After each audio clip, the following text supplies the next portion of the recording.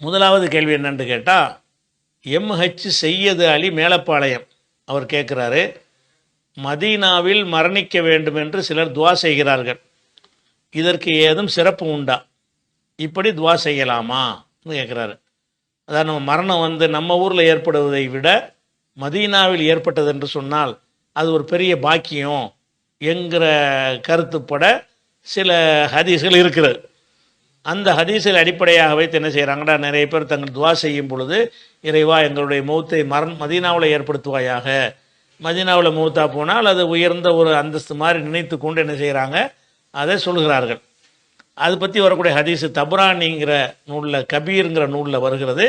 மன் மாத்த ஃபி அஹதில் ஹரமைனி, ரெண்டு ஹரம் என்றால் மக்கா மதீனா, இரண்டு புனித தலங்களில் ஒன்றில் யார் மரணிக்கிறாரோ, மதீனாவுக்கு மட்டும் வரல, மக்காவும் சேர்த்து வருது.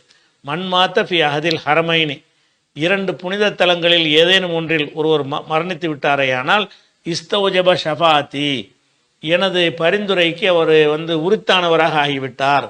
ஓ கான யோமல் கியாமத்தி மினல் ஆமினீன், கியாமத்து நாளையில் அச்சமற்று இருக்கக்கூடியவர்களில் ஒருவராக அவர் இருப்பார். கியாமத்து நாளில் எந்த ஒரு பயமும் இருக்காது, மறுமை நாளில் பயமற்றவராக அவர் இருப்பார். ரெண்டாவது, எனது பரிந்துரை நிச்சயம் அவருக்கு கிடைக்கும். யாருக்கு கிடைக்கும்?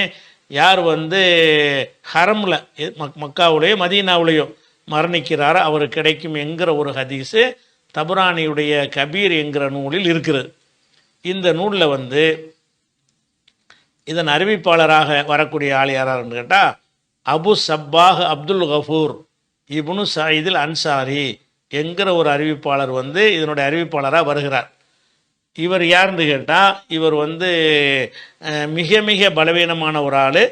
இவர் பொய்யர் என்று சந்தேகிக்கப்பட்டவர் என்றெல்லாம் விமர்சனங்கள் இருக்கிறது. இப்படியான ஒரு ஆள் வழியாகத்தான் இந்த ஒரு ஹதீஸ் தபுரானியுடைய கபீரில் இருக்கிறது. அதே தபுரானியில் அவுசத்துன்னு ஒரு நூல் இருக்கிறது, அதுலேயும் இதே வாசகம் வருகிறது. என்ன வருதுன்னா, மன்மாத்த ஃபி அஹதில் ஹரமைனி மக்கத்த அவில் மதீனத்தை புய்த ஆமினன், யார் மக்கா மதீனாவில் மரணிக்கிறாரோ புய்த ஆமினன், அச்சமற்றவராக அவர் மறுமை நாளில் எழுப்பப்படுவார் அப்படிங்கிற கருத்துப்பட ஒரு ஹதீஸ் வருகிறது. இந்த ஹதீஸில் அப்துல்லா இப்னு அம்மல் என்று ஒருவர் அறிவிப்பாளராக வருகிறாரு. இவர் இப்னு ஹிப்பான் வழக்கம் போல் என்ன செய்வார்னா, அவரை யாரும் குறை சொல்லலைன்னா அவர் நம்பகமானவர்ன்றவார்.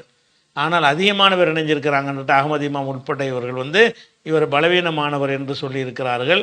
இந்த ரெண்டு ஹதீஸை வச்சு தான் அந்த மதீனாவில் மரணிக்க, மக்காவில் மரணிக்க ஆசைப்படுவார்கள். இந்த ஹதீஸ் சரியில் ஒன்று.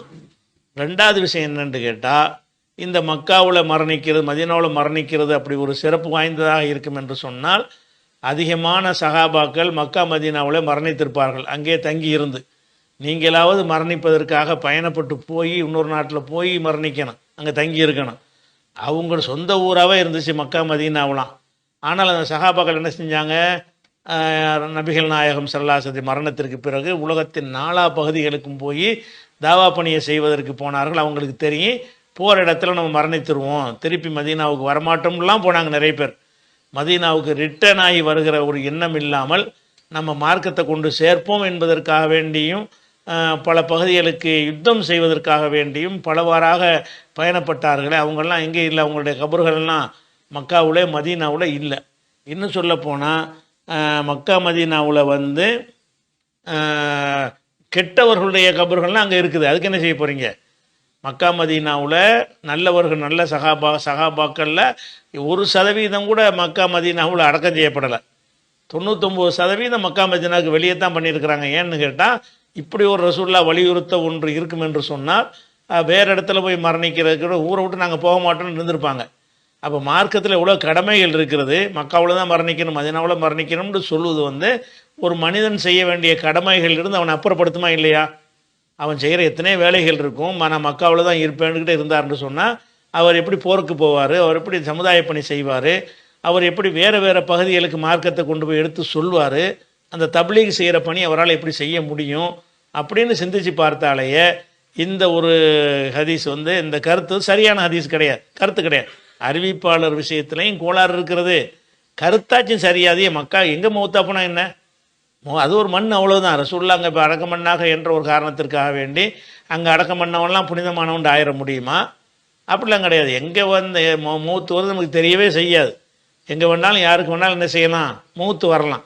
அதனால வந்து என்னை மக்காவில் மரணிக்க செய்யும், மதீனாவில் மரணிக்க செய்யுன்னு கேட்குறத விட என்னை முஸ்லீமாக மரணம் செய்யுன்னு கேளுங்க.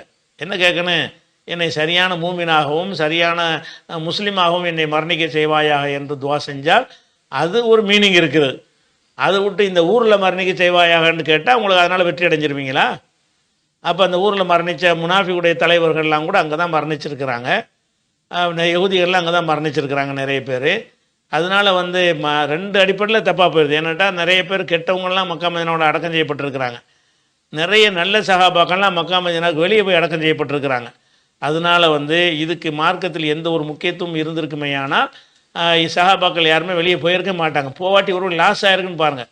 இப்படி ஒரு ஹதீஸ் நெசமாக இருந்து இதை கடைப்பிடிக்கிறோன்னு சொல்லி அம்புடு சஹாபாக்களும் மக்காவிலே எந்த ஒரு காரணத்தை கூட வெளியே போயிடக்கூடாது. ஏன்னு கேட்டால் மூத்து எப்போ வேணாலும் வந்துடுமா இல்லையா? அதனால் என்ன செய்யக்கூடாது, போருக்கு கூப்பிட்டா கூட நீங்கள் மூத்து மதீனாவில் வரணும்னு ஆசைப்பட்றேன், நான் போருக்கெலாம் வரமாட்டேன்னு அங்கே உட்காந்துடணும். அப்படின்னா இவரால் எந்த ஒரு சமுதாயத்துக்கு பயனே இருக்காது.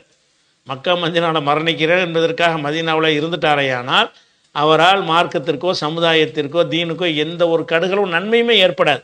அப்படி ஒரு சித்தாந்த ரசூலுல்லாஹ் சொல்லுவாங்களா? இதில் என்ன இருக்குது, எங்கே மூத்தானா என்ன, மூத்தா போகிறது எங்கே வேணாலும் ஏற்படலாம். அதனால் வந்து மக்காவில் மூத்தாக்குவையாக மதீனாவில் மூத்தாக்குவையாகன்னு கேட்க தேவையும் கிடையாது.